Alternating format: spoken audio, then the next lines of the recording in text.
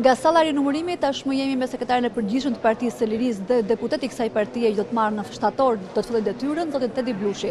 Zoti Blushi, të përshëndes, ju keni qenë një prej partive që keni kërkuar rinumërim për qarkun Tiranë, me siguri për Bashkitë e Kavajës, saktësisht nuk kemi shkruar akoma të hapja kutive të Kavajës, por me kaq sa keni parë deri tani, çfarë ju bën përshtypje, pra a shqetësimet e koalicionit tuaj a legjitimohen? Në fakt nuk se prisim këtë proces për të vërtetuar ato atë terror elektoral në vlerësimin tonë që ka ndodhur në 11 maj, sepse faktet tani më janë publike. Faktet janë konstatuar edhe nga vetë kreu i misionit të vëzhguesve të Audirit, ambasador Zanier. Të mos harrojmë rezolutën e Parlamentit Evropian, të mos harrojmë 4 rezolutat të organizatave më të mëdha politike të cilat qartësisht janë shprehur mbi atë çfarë ka ndodhur në 11 maj, por sigurisht edhe ky proces ka rëndësinë e vet për të faktuar se çfarë realisht ka ndodhur në çdo qendër votimi. Pak a shumë është një fenomen që konstatohet kudo, që konstatohet edhe nga ky proces rinumërimi, që edhe ditën e votimit, edhe shumë qendra në kryeqytet, edhe sidomos në qarkun e Tiranës, ka patur parregullësi po konstatohen pothuajse në çdo kuti votimi, çka tregon edhe një herë atë që ambasador Zanieri, pra kreu i misionit të vëzhguesve të Audirit, ka thënë shumë qartë, këto zgjedhje nuk ishin as të lira as të barabarta. Pse ju kërkoni specifikisht rinumërim për Kavajën, që partia kryesore e koalicionit nuk e ka kërkuar specifikisht në atë moment që ju e kërkuar?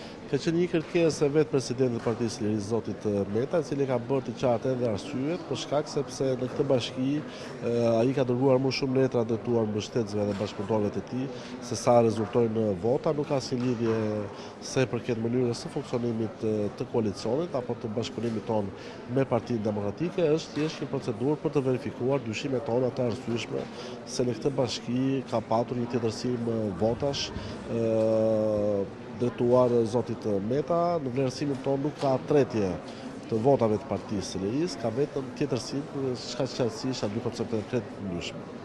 Si është e mund ndodh kështu? Ju keni patur një parti, keni patur numërues në çdo tavolinë numërimi Partia e Lirisë. Kam përshtypjen ka qenë drejta juaj për ta shfrytzuar brenda koalicionit tuaj këtë mundësi. Nga një anë dëgjojmë Sali Berishën, po edhe juve, që thoni vota u vra pa hyrë në kuti, pra u manipulua me banda, me krim, me presion, me administrat, me gjithë shka që ju mendoni që ka ndodhur. Ndërkohë që në kuti janë ato rezultate që numëruesit tuaj bashkë me të PS-s kanë kryer. Si ta kuptojmë? A u manipulua nga numëruesit apo vdiq parë në kuti vota? Unë do të jap dy shembuj të cilat kanë qenë dëshmitar, ditën e votimit në Bashkinë e Vorrës, ku qendrat e votimit ishin marrë peng nga bandit, edhe të armatosur, dhe ku këta bandit jo vetëm morën peng qendrat e votimit, por para mediave, live, kërcënuan drejtuesit dhe deputetët e opozitës, të cilët kërkonin largimin e tyre, në situatë e cila qartësisht ndodhte edhe për shkak të inkurajimit në vlerësimin tim të strukturave ligjbatuese, të cilat ditën e votimit nuk ishin fare në Bashkinë e Vorrës. Dhe këtu kam parasysh jo vetëm policinë e shtetit, por edhe të ashtu quajtur apo task forcën imagjinare të SPAK-ut, e cila edhe pse u kërkua nga ne për të reaguar, ende sot eksedite ne nuk kemi asnjë hetim lidhur me këta persona, se kush ishin këta individ, në fakt i njeh e gjithë Vora, i njeh i gjithë Shqipëria, se kush ishin këta bandit, të cilët qartësisht era ditë dolën hapur edhe si bodyguard shoqërues të kryetares parlamentit të zonjës Spiropali.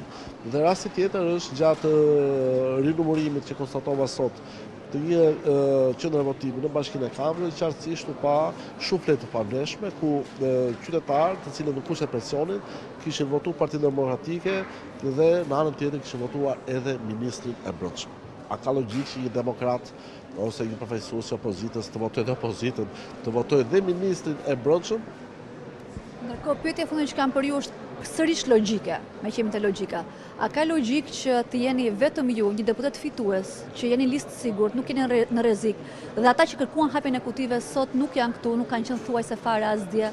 Së pari është detyra e çdo deputeti të jetë këtu, sidomos çdo deputeti të opozitës e cila ka kërkuar në fakt të proces rinumërimi, megjithatë unë mund të them që përfaqësuesit e opozitës janë këtu sepse 24 vëzhgues të koalicionit ton janë prezent, duke monitoruar procesin. Unë sigurisht çështja e vullnetit, çështja e përgjegjshmëria nuk mund ta lë këtë proces në mes, për sa kohë edhe ne si forcë politike kemi kërkuar rinumërim me votash dhe është një proces i cili në fakt duhet monitoruar nga të gjithë prezent këtu live para jush dhe para të gjithë shqiptarëve. Teddy Blusha, shumë faleminderit. Ishte kënaqësi, faleminderit ju. Faleminderit. Ishim me Teddy Blushin, përfaqësues të Partisë Lirisë, numri 2 i kësaj partie dhe numri 1 i liri saj, se numri 1 zoti Meta është në qeli. Kthehemi në studio.